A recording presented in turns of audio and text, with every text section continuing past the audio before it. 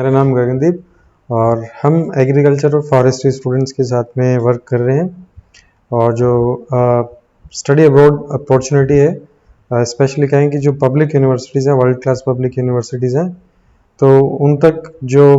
Motivated students हैं उनको connect करने की कोशिश कर रहे हैं। यानी कि हम उनको हेल्प कर रहे हैं कि किस तरीके से आप इन यूनिवर्सिटीज़ में एडमिशन ले सकते हो और किस तरीके से हायर एजुकेशन के लिए जा सकते हो। तो जो मेजर क्वेश्चंस रहते हैं स्टूडेंट्स की तरफ से, तो उनको हम आज यहाँ पे आंसर करने की कोशिश करेंगे। और अगर कुछ क्वेश्चंस छूट जाएं तो आप हमें हमारी वेबसाइट पे जाके वहाँ पे भी बता सकते हैं, क्वेरी फॉर्म के थ्रू भी, और दूसरे और भी मेथड्स हैं, जैसे 1-to-1 सेशन है तो उसमें भी आप हमें बता सकते हैं कि अगर हमसे कोई क्वेश्चन छूट जाता है यहाँ पे। तो सबसे जो पहला बेसिक सा क्वेश्चन आता है कि वाई स्टडी अब्रॉड, या स्टडी अब्रॉड के लिए हमें क्यों जाना चाहिए। तो नॉर्मली जैसे स्टूडेंट्स कई बार मतलब थोड़ा एक्साइटेड होके पेरेंट्स से भी अगर बात करते हैं कि मुझे स्टडी अब्रॉड के लिए जाना है, तो पेरेंट्स का भी मतलब पहला क्वेश्चन सामने से यही होता है कि यहाँ क्यों नहीं पढ़ाई कर लेते, बाहर क्यों जाना है, ऐसा वहाँ क्या है। तो हालांकि ठीक है, उनको भी पता है कि क्वालिटी एजुकेशन की अगर बात की जाए या अपॉर्चुनिटीज़ की अगर बात की जाए, तो वो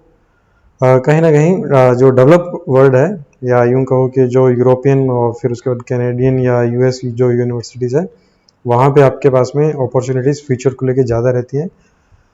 बट वो भी आपको चेक करना चाहते हैं कि मतलब आपको कुछ पता भी है या वैसे ही डिसीजन आप ले रहे हो। तो ये सवाल सबसे ज़्यादा हमारे दिमाग में आता है कि स्टडी अब्रॉड के लिए क्यों जाना चाहिए। तो उसको लेके हम यहाँ पे थोड़ी डिस्कस करने की कोशिश करेंगे। तो सबसे पहला जो यूनिवर्सिटीज़ या जो कॉलेज है, कोई भी चीज़ अगर अपन ज्वाइन करते हैं, कोई भी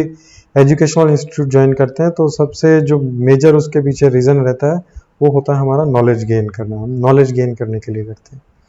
तो अगर इन यूनिवर्सिटीज़ की बात करें, इन यूनिवर्सिटीज़ इन द सेंस जो पब्लिक यूनिवर्सिटीज़ हैं और टियर 1 यूनिवर्सिटीज़ है जो वर्ल्ड रैंकिंग में, या जैसे क्यूएस रैंकिंग है या शंघाई रैंकिंग है या टाइम्स हायर एजुकेशन रैंकिंग है, तो इन इस तरीके की जो ग्लोबल रैंकिंग है यूनिवर्सिटीज़ की, उनमें जो हायर पोजीशन पे जो आती हैं एकेडमिक्स में भी और रिसर्च जो कैपेसिटीज़ है उनकी, उसके लिए भी, तो इन यूनिवर्सिटीज़ में मतलब एजुकेशन का जो लेवल होता है वो बहुत ही अच्छा होता है। जो इनके रिसर्च मेथड्स होते हैं या फिर जो इनका कुरिकुलम होता है मास्टर प्रोग्राम्स का, तो वो बहुत ही एडवांस होता है। एडवांस इन द सेंस किस तरीके से देख सकते हैं कि वो कुरिकुलम आप नॉर्मली दूसरी यूनिवर्सिटीज़ जो एवरेज यूनिवर्सिटीज़ हैं उनमें आपको 5 साल या 10 साल के बाद में देखने को मिलेगा। तो जो स्टूडेंट वहाँ से मतलब एजुकेशन लेके आ रहा है, तो पहली चीज़ तो वो बहुत ही ज़्यादा आगे हो गया जो नॉर्मली बाकी इंस्टीट्यूट्स में जो स्टूडेंट्स पढ़ रहे हैं उनसे। सेकेंड चीज़ अगर देखें तो इनके जो रिसर्च मेथड और टूल्स जो ये यूज़ करते हैं वो काफ़ी सोफिस्टिकेटेड होते हैं और मतलब ग्लोबली रिनाउंड होते हैं। तो आप यानी कि इस तरीके का कुरिकुलम और इस तरीके के रिसर्च मेथड टूल्स और इस तरीके के इंफ्रास्ट्रक्चर के लिए आपके पास में एक्सेस होती है, लेबोरेटरी वगैरह के लिए, जो इस टाइम का सबसे अपडेटेड मतलब जो चल रहा होता है उस फील्ड में। और फिर इनके जो कुरिकुलम वगैरह होता है प्रोग्राम का, मास्टर प्रोग्राम का या बैचलर का भी अगर बात करें, तो वो जो करंट नीड्स हैं, आज के टाइम की जो नीड्स हैं, उसके बेसिस पे बनाया हुआ रहता है। कि आज के टाइम में जैसे मान लो हम एग्रीकल्चर और फॉरेस्ट्री सेक्टर को लेके अगर बात करें, तो जैसे फूड इनसिक्योरिटी जैसे आज के टाइम का एक ग्लोबल चैलेंज अभी चल रहा है, तो इनके जो प्रोग्राम होंगे वो इस चीज़ को लेके ज़्यादा डिज़ाइन किए रहेंगे कि जो यहाँ से हमारे स्टूडेंट पास आउट होगा वो किस तरीके से ये जो ग्लोबल चैलेंजेस हैं इनको इनको किस तरीके से ओवरकम होने में हमारी हेल्प कर सकता है। तो वो किस तरीके से कंट्रीब्यूट कर सकता है कि ताकि हम फूड इनसिक्योरिटी वाला जो चैलेंज है तो उसको कम किया जा सके, या सभी के लिए जो मतलब हेल्दी फूड है, न्यूट्रिशियस फूड है, वो कैसे एक्सेसिबल किया जा सके। ये जस्ट एक एग्जांपल दिया हमने। तो इस तरीके से इनका जो क्वालिटी एजुकेशन है वो वास्तव में बहुत ही हाई होती है। इंफ्रास्ट्रक्चर की अगर बात करें, जो लेबोरेटरीज़ हैं इनकी या लाइब्रेरी हैं और भी बाकी जो मतलब इंस्ट्रूमेंट्स हैं और रिसर्च के मेथड्स हैं, उसके लिए जो टूल्स यूज़ करते हैं वो भी काफ़ी एडवांस रहते हैं। अभी जैसे आर प्रोग्रामिंग को लेके बात करें, हम हमारे एग्रीकल्चर और फॉरेस्ट्री में भी बहुत यूज़ हो रही है अभी। लेकिन जो आर प्रोग्रामिंग और इन चीज़ों की अगर बात करें, तो ये आज से 4 5 6 साल मतलब उससे भी पहले इन यूनिवर्सिटीज़ में यूज़ करना शुरू कर दिया था इन्होंने डेटा एनालिसिस के लिए। लेकिन हमारे यहाँ पे एग्रीकल्चर और फॉरेस्ट्री सेक्टर की बात कर रहा हूँ मैं, आईआईटी और उनमें ये चीज़ें मतलब वो आईआईटी और बाकी जो इंस्टीट्यूट हैं अपने इलाइट इंस्टीट्यूट है इंडिया के, वो मतलब मेंटेन करते हैं। वो बहुत सारे जो इंटरनेशनली रिकॉग्नाइज इंस्टीट्यूट हैं उनकी लिस्ट में आते हैं, तो मैं उनकी बात नहीं कर रहा हूँ। मैं एग्रीकल्चर वाली अपनी जो यूनिवर्सिटीज़ हैं जैसे हिसार एग्रीकल्चर यूनिवर्सिटी है, पंजाब एग्रीकल्चर यूनिवर्सिटी है या TNAU है, तो इनकी बात कर रहा हूँ। तो इनमें जो अपने स्टूडेंट्स रहते हैं बैचलर में या मास्टर्स में, उनको नहीं पता था कि आर क्या है, डेटा एनालिसिस किस तरीके से इनसे किया जा सकता है। तो ये चीज़ें में हम उनसे काफ़ी पीछे हैं मतलब। तो ये क्वालिटी एजुकेशन वाला जो पॉइंट मैं इसको बता रहा था कि इसको कई तरीके से आप कंसिडर कर सकते हो। एक तो सबसे आपको बहुत पहले एक्सेस हो जाएगी इन चीज़ों को, जो अपडेटेड मतलब रिसर्च मेथड हैं, टूल्स हैं, उनको लेके। और दूसरा मतलब जो इनका करिकुलम होगा वो आज की नीड के हिसाब से, जो करंट नीड है उसके हिसाब से रहेगा। तो ऑब्वियस सी बात है कि जब आप मतलब कोई जिस चीज़ की ऑलरेडी नीड है उसके हिसाब से कोई चीज़ डेवलप कर रहे हो या भले ही अपने आप को डेवलप कर रहे हो, तो उसकी डिमांड रहेगी और उसका स्कोप भी रहेगा फिर। मतलब ये चीज़ आप भी समझते हो इस चीज़ को लेके। तो इस वजह से क्वालिटी एजुकेशन इनकी है और एकेडमिक्स में बहुत अच्छे हैं, ये रिसर्च में बहुत अच्छे हैं। और सेकंड, अगर इसके बाद में जो सेकंड अपन कह सकते हैं कि मेजर कंसर्न क्या रहती है कि हमें स्टडी अब्रॉड के लिए क्यों जाना चाहिए, तो इसको भी अपन एक छोटे से एग्जांपल के साथ देखते हैं कि नॉर्मली अपने जैसे जो ICR का या जेट का एग्ज़ाम देते हैं अपन, या स्टेट लेवल कोई भी एंट्रेंस एग्ज़ाम देते हैं, उससे पहले तक अपन ज़्यादातर जो स्टूडेंट्स होते हैं एग्रीकल्चर वाले, जो जितने भी स्टूडेंट रहते हैं अपने 11th में और 12th में, वो सारे के सारे मतलब कोई अपने उसके नियर बाई स्कूल में या कुछ उन्हीं के आसपास कोई सराउंडिंग एरिया में वो अपने स्टडी कर रहे होते हैं उस टाइम तक। लेकिन बैचलर में बहुत सारे स्टूडेंट्स को मतलब घर से बाहर जाना पड़ता है, घर छोड़ के फिर उसके बाद में बैचलर के लिए आप लोगों को जाना पड़ता है। तो आप उस चीज़ को कंपेयर करके देखो थोड़ा सा कि जब आप अपनी ही सिटी में थे वहाँ, और जब आप कहीं दूसरी सिटी में और चले गए या किसी दूसरे स्टेट में चले गए, तो और भी ज़्यादा आपको डिफरेंसेस देखने को मिलेगा। तो वहाँ आप में क्या चेंजेस आए, मतलब पर्सनली अगर देखें तो जैसे हम लोग बैचलर के लिए अपने नॉर्मल सिटी, जो मेरा नेटिव सिटी थी, तो उससे हम जब बाहर गए तो क्या क्या चीज़ें सीखने को मिलती। देखो एजुकेशन तो रहेगी रहेगी, एजुकेशन वाली तो बात हमने कर ही ली,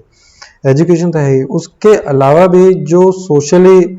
आप में मैच्योरिटी आती है, आप मतलब लोगों के साथ में बॉन्डिंग बनाते हो, आप लोगों को समझना शुरू करते हो भाई किस तरीके से आप, जब क्योंकि ग्रुप में रह रहे हो और वहाँ पे ये ग्रुप आप ही ने फॉर्म किया हुआ है, आपके जो सराउंडिंग ग्रुप है, जो सोसाइटी है, कहीं ना कहीं जो लोग आपसे कांटेक्ट में है वो उसमें आपका भी कंट्रीब्यूशन है। यानी कि पहले जब घर पे रह रहे थे आप, तो ज़्यादातर मतलब फैमिली जिसके साथ में आपको मिलवा रही है आप उसी के साथ मिल रहे हो, या कुछ गिने चुने आपके दोस्त हैं वो भी मतलब हमारा कोई नेबर है या कुछ इस तरीके से,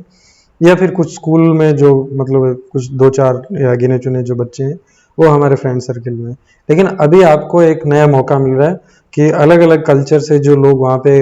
गैदर हुए हैं उनके साथ में इंटरेक्ट करने का, उनको समझने का और उनके साथ में मिंगल होने का। इसी तरीके से जब आप स्टडी अब्रॉड के लिए जाते हो तो आप दूसरी कंट्री में जा रहे हो वहाँ पे, और वहाँ से अलग अलग और डाइवर्स मतलब बहुत बड़ा डाइवर्स ग्रुप है वो आपको आपके साथ में वहाँ स्टडी कर रहा होगा। वो लोग भी आप ही की तरह मतलब किसी अलग अलग बैकग्राउंड से, किसी अलग सोशल और एथनिक डाइवर्सिटी से आए हुए होंगे। तो वहाँ आप और भी ज़्यादा चीज़ें समझते हो, आप समझते हो कि किस तरीके से ग्लोबली लोग रह रहे हैं, उनके क्या पर्सपेक्टिव्स हैं, उनके क्या व्यूज़ हैं अलग अलग चीज़ों को लेके। तो मतलब ये सारी चीज़ें आपको वहाँ पे सीखने को मिलती है, यानी कि इंटरनेशनल एक्सपोजर जिसको मतलब समराइज करके अगर अपन बात करें तो वो आपको देखने को मिलता है। तो साथ ही साथ में आप जिस कंट्री में जा रहे हो वहाँ का भी एक्सपोजर होता है आपका, प्लस आपके जो कलीग्स हैं, आपके जो क्लासमेट्स हैं, तो वो भी मतलब अलग अलग जगह से रहते हैं वहाँ पे, तो वहाँ से उनके साथ में भी आपको इंटरेक्ट करने का मौका मिलता है, तो वो भी आप सीखते हो। तो ये भी एक सेकंड वजह है अपन इसमें कह सकते हैं। और थर्ड अगर इसमें बात करें कि जब आपका एजुकेशन ऐसी जगह से है, मतलब आपका हाई क्वालिटी एजुकेशन रहता है, फिर उसके बाद में आपको इंटरनेशनल एक्सपोजर भी हो चुका है, तो देन आप जब फ्यूचर के लिए प्लान करते हो, जॉब वगैरह के लिए प्लान करते हो, तो आप में हेजिटेशन नहीं रहती इन चीज़ों को लेके कि पता नहीं वहाँ का कल्चर कैसा होगा, मैं वहाँ पे अडॉप्ट कर पाऊंगा, क्योंकि आप ऑलरेडी उस चीज़ को फेस कर चुके हो। जब आप बैचलर के लिए सॉरी मास्टर्स के लिए आप जब दूसरी कंट्री में जब जा रहे हो, तो ऑलरेडी जो मतलब होम सिकनेस है और इस तरीके से कल्चर शॉक जो ये चीज़ें रहती हैं, उस चीज़ को आप पहले भी मतलब पहले पहले उसको आप मतलब एक्सपीरियंस कर चुके, तो आपको ये प्रॉब्लम नहीं होगी। अब आपको अगर कोई मतलब आपके पड़ोसी से बात करनी हो या फिर आपको किसी दूसरी कंट्री के पर्सन से बात करनी हो, तो आपको कोई ज़्यादा फर्क नहीं महसूस होगा उसमें, क्योंकि आप समझ चुके हो कि किस तरीके से कैसे किसी से बात की जाती है और कैसे मतलब डिस्कशन नेगोशिएशन आप ये सारी चीज़ें कर सकते हो। तो और ये आपके मतलब जब प्रोफेशनली जब आप जॉब वगैरह करते हो, प्रोफेशनल करियर जो है उसमें आपको बहुत हेल्प करती है, बहुत ज़्यादा हेल्प करेगी ये चीज़ आपको। आपका नॉलेज तो करेगा ही, लेकिन साथ साथ में ये जो अभी हम बात कर रहे हैं कि सॉफ्ट स्किल्स जिसको आप बोल सकते हो कि किस तरीके से किसी से इंटरेक्ट करना है और पर्सपेक्टिव टेकर किस तरीके से आप बन सकते हो कि किसी दूसरे कल्चर में या दूसरे कल्चर का जो पर्सन है आप उसको किस तरीके से समझ सकते हो, किस तरीके से उसके पॉइंट ऑफ व्यू से आप चीज़ों को देख सकते हो। ये बहुत ही इम्पोर्टेंट है जब आप किसी के साथ में कोलैबोरेटिव एफर्ट कर सकते हो करते हो या किसी के साथ में मिलके काम करते हो, तो आपको वहाँ समझना बहुत ज़रूरी है। और ये चीज़ें असल में करिकुलम का कभी कभी पार्ट होती है, कई बार नहीं भी हो तो भी कोई फ़र्क नहीं पड़ता, क्योंकि आप मतलब डे टू डे आप सीखते हो इन चीज़ों को। तो ये भी एक बहुत बड़ा एडवांटेज रहता है आपका, मतलब जब आप स्टडी अब्रॉड के लिए जाते हो। और जॉब अपॉर्चुनिटीज़ और ये सारी चीज़ें तो जुड़ी हुई रहती हैं, मतलब बट पर्सनली जो चेंजेस आता है आप में वो मैंने अभी आपको बताया। और बाकी बाई प्रोडक्ट्स हैं जॉब और आपका जो सैलरी और ये सारी की सारी चीज़ें, ये सब इन्हीं चीज़ों का बाई प्रोडक्ट है। जब आप इस नॉलेज को जो आपने गेन किया है, आपका एक्सपीरियंस जो आपने गेन किया, आप उसको अगर यूज़ करते हो या फिर आप किसी और कंपनी के लिए किसी ऑर्गेनाइजेशन के साथ में काम करते हो और उनको वैल्यू देते हो, यही तो डेफिनेट सी बात है कि आपको जॉब भी मिलेगी और फिर उसके बाद में आपको जो सैलरी वगैरह है वो भी अच्छा रहेगा, उसमें तो कोई शक नहीं है। और दूसरी बात जॉब को ही लेके अगर बात करें, तो अपन ने पहले जैसे बात की थी कि जो प्रोग्राम का करिकुलम है वो नीड बेस है, मतलब अभी करंट की जो नीड है उसके हिसाब से। तो वहाँ पे भी मैंने ये बात मेंशन की थी कि जब आप किसी इस तरीके की कोर स्किल को डेवलप कर रहे हो जिसकी अभी नीड है या आने वाले टाइम में फ्यूचर में नीड होने वाली है, तो डेफिनेट सी बात है उस चीज़ का स्कोप है और आने वाले टाइम में भी होगा, तो वो भी है ना। तो ये हमारा क्वेश्चन हुआ वाई स्टडी अब्रॉड वाला। अभी अगर अपन अभी नेक्स्ट चलेंगे, किस बारे में बात करेंगे कि जो स्टडी अब्रॉड का जो प्रोसीजर है वो कैसा रहता है और उसमें यूनिवर्सिटी सिलेक्शन प्रोसीजर जो रहता है वो कैसे रहता है। सबसे जो इसमें टफ जो चीज़ रहती है पूरे प्रोसीजर में जब अपन स्टडी अब्रॉड के लिए जाते हैं, तो जो एडमिशन लेना है किसी पब्लिक यूनिवर्सिटी में, सबसे जो ज़्यादा इम्पोर्टेंट कहो या फिर मतलब एज कम्पेयर टू अदर, जैसे एनरोलमेंट है, वीज़ा है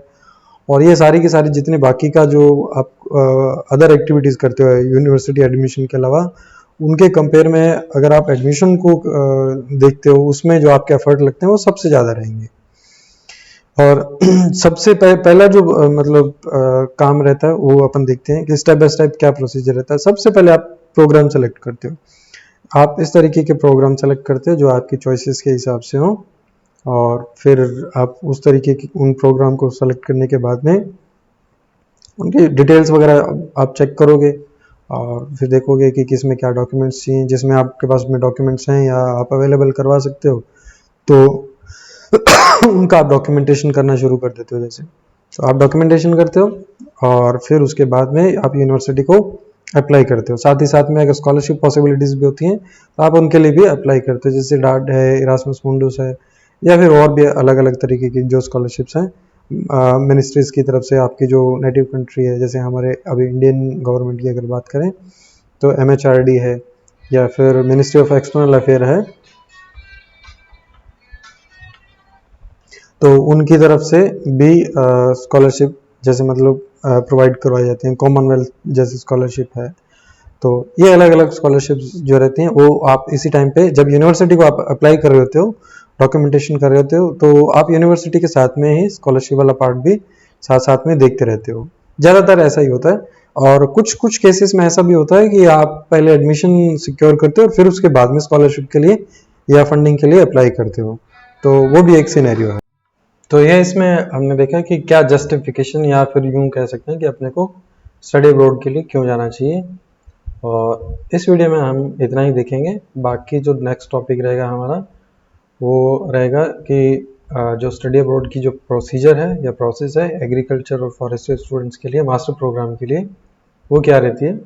उसको देखेंगे हम नेक्स्ट वीडियो में। और साथ ही साथ में जो यूनिवर्सिटी एडमिशन और सिलेक्शन क्राइटेरिया या फिर सिलेक्शन जो कमेटी होती है, वो किस तरीके से स्टूडेंट को पिकअप करती है और किन को रिजेक्ट कर देती है। पब्लिक यूनिवर्सिटीज़ की बात कर रहे हैं यहाँ पे, तो वो भी हम देखेंगे कि क्या स्टेप बाय स्टेप उनका जो प्रोसीजर होता है कि किस स्टूडेंट को सेलेक्ट करेंगे, किसको रिजेक्ट करेंगे, तो वो चीज़ें हम नेक्स्ट वीडियो में देखेंगे। तो थैंक यू वेरी मच, मतलब आपने देखा वीडियो को यहाँ तक, लास्ट तक पहुँचे हो आप, और